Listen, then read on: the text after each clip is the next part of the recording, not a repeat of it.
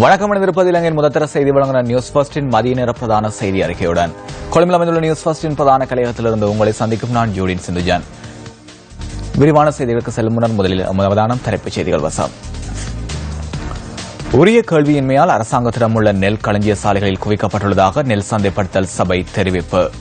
Dengue நுளம்பு பரவக்கூடிய வகையில் சூழலை வைத்திருந்த 521 பேருக்கு எதிராக வழக்கு தாக்கல்.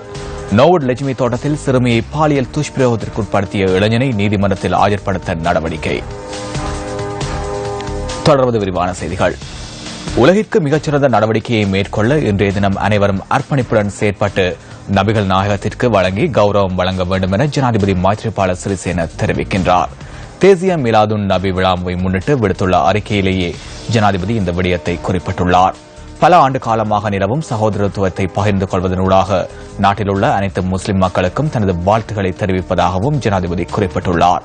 முஸ்லிம் மக்களின் இறுதி இறை தூதர் முகமது நபி அவர்களின் பிறந்த தினத்தை முன்னிட்டு நாட்டின் பல்வேறு பகுதிகளிலும் மிலாது நபி நினைவு தினம் என்று கூறப்படுகின்றது.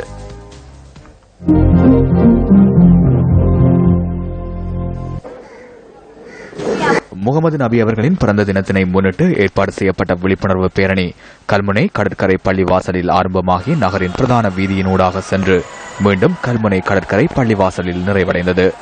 இதன்போது அரபிக் கல்லூரி மாணவர்கள் மற்றும் பொதுமக்கள் என பலரும் கலந்து கொண்டிருந்தமை குறிப்பிடத்தக்கது. இதேவேளை இன்று காலை ஏறாவூர் பிரதேச மദ്രസാக்களினால் இறை தூதுவர் முகமது நபி அவர்களின் பிறந்த தினத்தினை கொண்டாடும் ஊர்வலங்கள் ஏற்பாடு செய்யப்பட்டிருந்தன. இதன்போது 21 மദ്രസാக்களைச் சேர்ந்த சுமார் 750 மாணவர்கள் கலந்து கொண்டிருந்தமை குறிப்பிடத்தக்கது.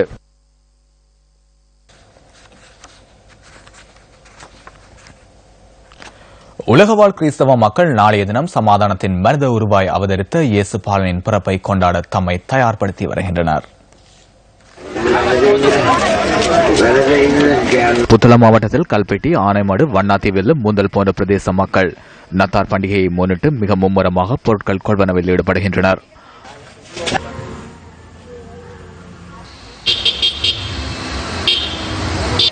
அங்காடி தெருக்களில் வியாபாரம் களை கட்டியமை எமது கேமராவில் இவ்வாறு பதிவானது.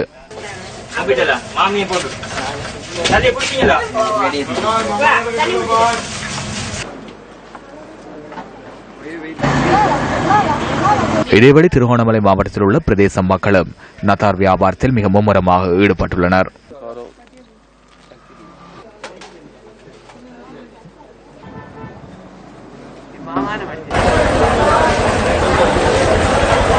ஹட்டன் நகரில் பிரதேச மக்கள் புது ஆடைகள் கொள்வனவு செய்யும் காட்சிகள் எமது கேமராவில் இவ்வாறு பதிவாகியது.